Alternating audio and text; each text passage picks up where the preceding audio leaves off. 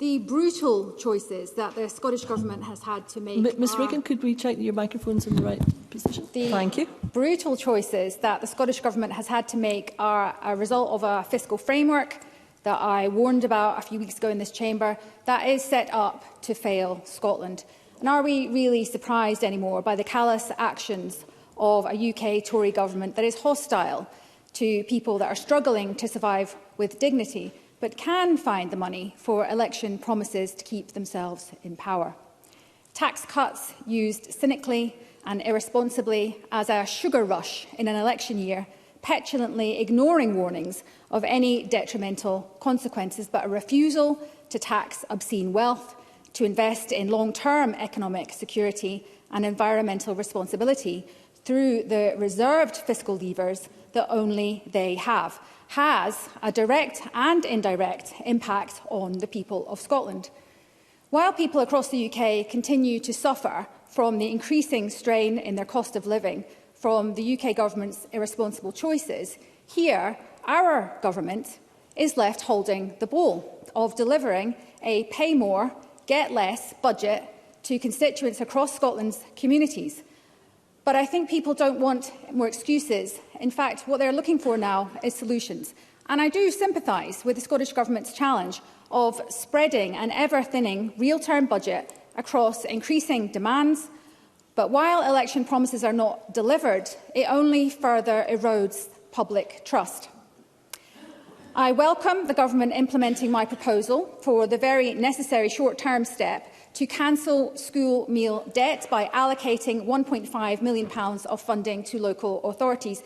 However, despite the significant cost of living pressure on families, there remains no clarity on the delivery of the Government's again delayed commitment of universal access to free school meals for all of Scotland's primary school children.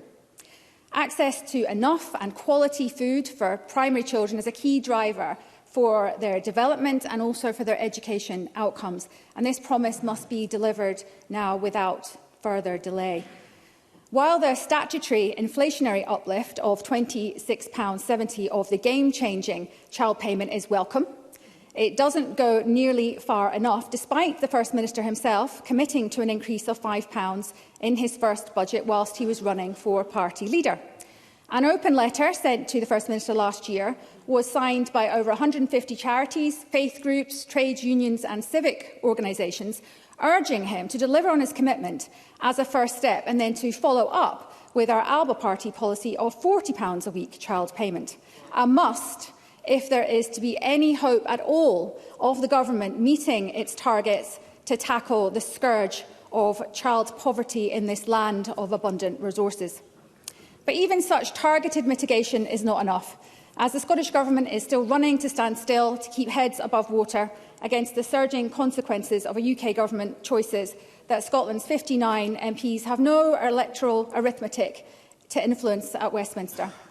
I welcome the short-term certainty for households of the council tax freeze, but we need to ensure that local taxation is both fair, affordable and secure, and we need to deliver quality local services that we all rely on. The Government must commit to their long-promised reform of local taxation and do so with real engagement to ensure a solution that works for all. Short-term thinking has got us into a position of cuts and compromise, and only longer-term thinking beyond the walls of devolution can deliver security, confidence and ambition for Scotland. Until then, limited resources need to be stewarded very carefully, and now is not the time to be introducing tax hikes during a cost of living crisis to backfill a budget shortfall. One of the purposes of tax is to create behaviour change, and the behaviour change that these tax rises will usher in, I believe, will be detrimental in the long term to Scotland. I urge the Government to end its short-term mindset of cuts and compromise and start to deliver not only on its own election promises, but on the longer-term foundational changes needed to secure us a secure future. Thank you, Ms.